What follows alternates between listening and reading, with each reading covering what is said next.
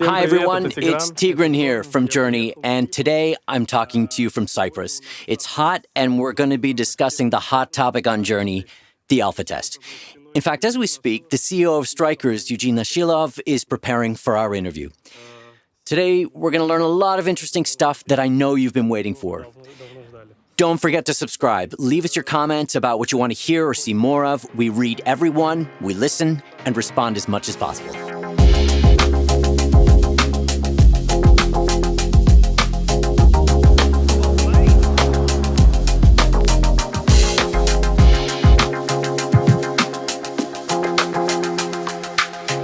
Hey. Hi there. So I've just said that the long-awaited alpha is on its way. Could you give us some basics first? Like what it is, what it's for, and if you can, what makes your alpha different from alpha versions of other products? Like, why don't we just release the game without external testing, without any alphas or betas? Well, firstly, I'd say you don't have to bother with testing. Some teams don't. In fact, many don't. It rather depends on the game. In our case, we're releasing an alpha to get feedback. We actively want our audience, the players, who our game is ultimately aimed at once it's released, we want their feedback on what we've done. We want them to communicate to us the elements they like, the ones they don't like, every aspect of the game. So it's really about the core gameplay, the meta gameplay, everything. We consider that feedback extremely important. If I can put it this way, that's our philosophy. The one we pursue and advocate, and we want to stick to it.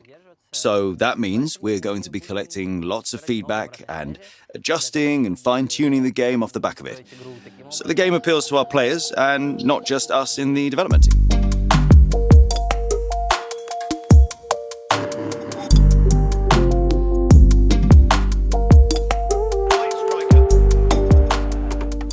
Well, of course, you have to understand, in the alpha test, we'll be testing many things for the very first time. For example, we'll be testing our servers for the first time.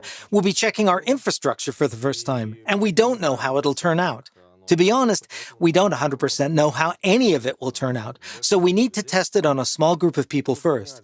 That way we can understand where the issues are, because there will definitely be some. We're bound to have done something wrong or forgotten something. Through the feedback, we'll be able to spot those issues and fix them. That way we'll be sure that after the game's proper release, our players won't experience any technical issues, and all the teething problems will have been resolved. But that's regarding the technical side. It also applies to different bugs because, after all, even though we test the game internally, we could miss many things because our eyes might be clouded. Maybe we just don't test enough, or don't think the way some players will think. My official job title is Head of Publishing. In reality, that means I'm in charge of a number of things.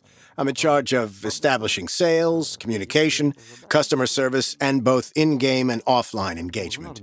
My overall job description would probably be creating connections between the product, which is the game itself with all its features, and our audience, all those people who will be playing UFL. And if you ask me what I'm doing regarding the alpha test, I'd say primarily I have to ensure that essentially the release happens at all. For starters, to organize an alpha test, we need to set deadlines. Secondly, we need to determine which features we will test, one by one, in the time frame of the alpha testing. Some time ago now, we launched a website, and through that, started collecting subscriptions for the alpha and subsequent beta tests. At the moment, we're preparing some NDAs because, for obvious reasons, we need everything to remain more or less confidential, at least for a while. We're also creating questionnaires for the tests, and based on those, we'll conduct our initial interactions with the audience. And in the game code, we will define the events that we'll be tracking. They will enable us to learn how people play, what they do when they're in possession, the different ways they attack and defend, as well as what they do in the meta, which footballers they sign. All this will be in the alpha testing. Can you tell us how many people are expected to participate in the testing? How many players will be in the alpha, for instance?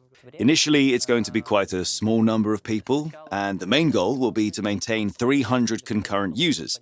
By that, I mean that we want to have 300 people in the game at the same time, all looking for matches to play.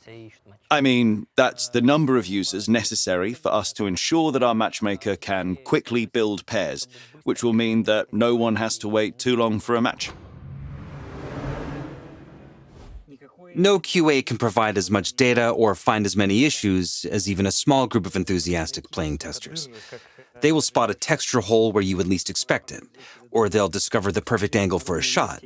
That means you can score every single time you try. Believe me, while they're playing, the testers will spot issues that game designers or QA teams couldn't even imagine. In game design, there's a classic mistake you always make when you set something up yourself. You work on it for so long, in your own little bubble, that your feedback loop on it kind of gets stuck. Then, to get any sense of what you're trying to achieve, you start turning screws, making the game more complex, more intricate, faster, and so on. What happens? Well, ultimately you end up with a game that's built for yourself, but that nobody else can play. This game is all about the gameplay on the pitch. We must never forget that what we have is a metagame. I won't go into detail here, but in a nutshell, this game is different from all other products in the genre. We've made some decisions within it, and we'll have to wait and see how people react to them. So why release the alpha now? Why not 3 months ago or in 2 months' time? What influenced your decision to stop at this particular moment and say, we need external opinions? Let's do an alpha test. First of all, let's be clear, we haven't stopped. The truth is, there's nothing bad or scary about conducting early alphas. Many developers do that. Here's a good example of one. Wait, what do you think? Am I allowed to mention other games? Maybe we'll work it out. If not, you can bleep me, I guess. So, the game, 3, which has been launched not that long ago, it's been about 3 years in alpha. All I can say is that's not the path we're taking. I don't think. At least, I hope not. Obviously, I can't say for sure, but we're not aiming for that timeline. Some people might have just had a heart attack. No. Rest easy. We're definitely aiming for a totally different time frame. But still, many developers devote a lot of time to balancing and testing the game to perfection. After all, ultimately, we're making games for the audience. It's the audience who play the thing. So we ask them, the players, to provide us with feedback, to find out how they feel while they're playing. That's actually the most important thing. We're not making games just for ourselves, are we? We're making games for the players. So it makes sense to ask their opinion. We don't ask for their opinion randomly. We're trying to approach the whole thing as fairly as possible. It's another example of our principle of fair play. We began the process by announcing the alpha testing online, and thankfully people started submitting their applications immediately. Of course, the first ones to submit them were people who are either following us on social media or who regularly check in on our website for updates and the resources. So we're selecting people based on very straightforward criteria, really. Those are interest and involvement. By that I mean, the more you're involved in our story, the more you comment and communicate with us, the more likely it is that we'll invite you to test.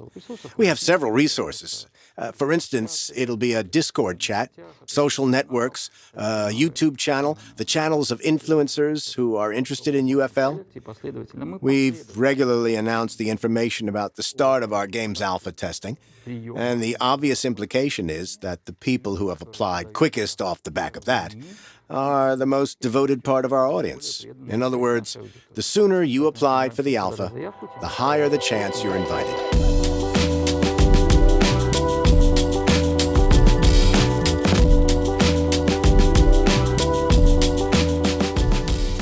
So this is a question for all of you.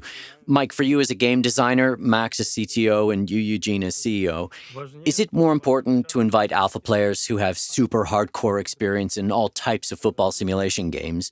Or would you say you're also interested in the more casual player who might log in and play maybe once a week? For me, I'd say it all depends on the stage you're at in terms of testing. In the early stages, we're bound to attract a fairly core audience. I mean, people who are very active on our resources, who are obviously really looking forward to the game being launched. Later on, we'll expand the audience to get everyone's opinion, but initially, I'd say it's precisely those players you mentioned first, the super hardcore ones, who'll provide us with the necessary data and feedback, so we can go in and fix the most obvious, most problematic issues.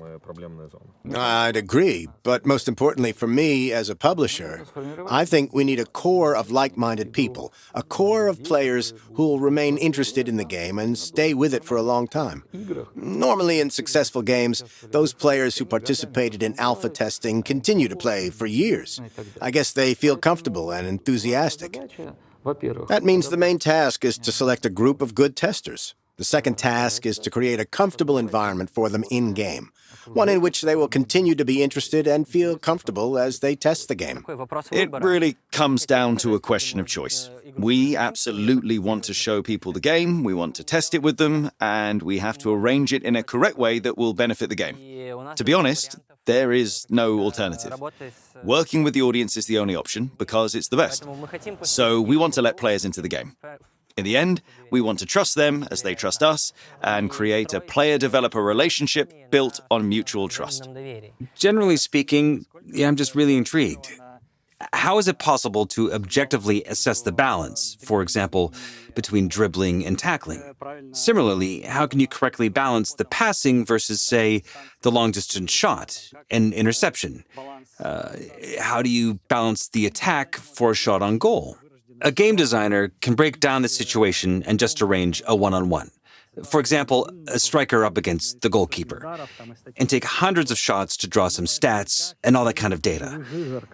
But that'll never replace the live game situation, which will always create unexpected events. Honestly, a player will create something that no one, even the designer, would ever think of doing in real life, and all by pressing the same buttons. No game designer is able to take in all the possibilities. That's the whole point of testing on a wider audience. Now, obviously, it's important to understand that when we talk about feedback, we're not saying that we're going to ask absolutely everyone about everything they did. So in that example of Mike's, there's absolutely no guarantee that the player will tell us what he did and which buttons he pressed when. What we will do, however, is collect a lot of statistics. So we'll be able to gather tons of analytics, everything from which buttons are pressed, which buttons are not pressed, and when. We'll be able to look at general patterns, and that will enable us to understand what users don't like. Let's say we added a particular feature, but nobody's using it. The alpha testing will let us find out about things like that and fix them before the release. As things stand, we don't know for sure how our player audience will be distributed around the world. Let's be honest, the planet is big and crazy, but true. Not everyone around the globe is playing football all the time, even in computer games. But to be able to specify what we will have, for example, the ratio between the Western and Eastern hemispheres, 80 to 20, 30 to 70, or 50 to 50, whatever, we can't do that accurately, not yet. The same goes for the Northern and Southern hemispheres. This kind of information is really important to us.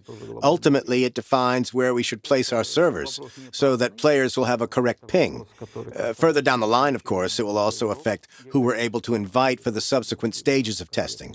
We need everyone to have someone to play with, and that has to be planned carefully. And with all that stuff, the alpha test is going to help us a lot. For this first stage, we've created an environment where people can play regardless of their geography, no matter where they're based. And on top of that, it will give us the first real data of the geographical distribution of our users, or at least what the geographical distribution is of the most dedicated core of the target audience for the game. And further on, in the later stages, the ones involving more massive open testing, we'll be able to find a more definitive answer to the various questions we have. For example, we're still working on through passes. To be honest, that's because we're not 100% happy with them. We've made loads of different iterations. I have to say, it already works pretty well, and it's done in a way that allows you to configure it. But how do we ultimately configure it? How should it look in the end? And how should it work within the game context? So many questions. Also, we have what amounts to a pretty complicated geometry of on-the-fly passes. It's important to consider where the opponent is standing so that you're able to pass the ball around them to your teammate. It's these sort of aspects that we still need to balance and fine-tune thoroughly. A football match simulator is just that, a simulator. It's an illusion. There are some checks that are carried out on real football pitches so that the international football body will allow games to be played there. Seriously, there's a whole load of checks. For example, on the stability of the grass cover, on its strength. Honestly, this is true. One of the checks involves a ramp of a very exact size that is set at a 45-degree angle, okay? The ball is then rolled down the ramp, and for the pitch to be certified, the ball has to travel a certain distance across the pitch within a certain range. Referring to those strict physical data points, I set up the ball using the same parameters in the game, but it didn't turn out well. Everything looked too sluggish. It's clear to me that a significant part of the tuning is down to trying to capture and deliver the right feeling of dynamics. This isn't a value you can determine through strict physical parameters. Wow, but In your opinion, all three of you, do you think it's even possible to find a balance between arcade and realism that would actually satisfy everyone? I think the answer here is... In a word, no. No. That'll be a no then. It's not possible. And speaking as a layman, I'd agree. Cool. Is there anything else you'd like to add? I'd say ideal balance in MMO games is mathematically unattainable with real time and real money. But by the end of the universe, who knows? Your alpha tests have now started. They're ongoing. And that means that you're receiving information and collecting telemetry. I'm wondering, at what point do you decide you've got what you wanted and you can move on? The most important parameter is that people like it. Do real people enjoy playing our game? Of course, during the alpha test, the game is not in its final version. That's the point of the alpha test. Later, more content, more mechanics will be added, and so on. But in the alpha test, we check if people are willing to play it, if they like the core gameplay mechanics. As I say, ultimately, do they enjoy it? Okay, and now a tricky question. Are there elements of the game that you won't allow to be tested during alpha? Yes. Can you enlighten us at all? At the very least, you can't buy items in the alpha test. Actually, buying and acquiring things is a significant part of a game player's experience. Of course, we'll be providing resources that will later be sold for real money, but it's just not possible to test this part of the experience within an alpha test. I mean, yes, it's true, you can do it mathematically in the same way, but I would say the motivations and feelings are very different in real life. Now be honest, how often do you play UFL? Every day.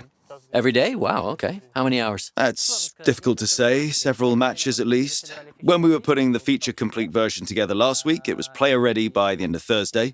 On Friday morning, I played for 4.5 hours straight. I didn't even take a break. And I'm not just talking about a few matches back-to-back. I played the entire game, the actual product. I bought players, customized stuff, changed formations, tactics, and collected resources. In short, I did pretty much everything. Wow, amazing. And did you encounter the issue of tunnel vision, where you really want to experience something as a player, but you can, of course? Well, luckily that's part of my professional skill set, being able to look at things from that angle so I know how to do it and not get affected.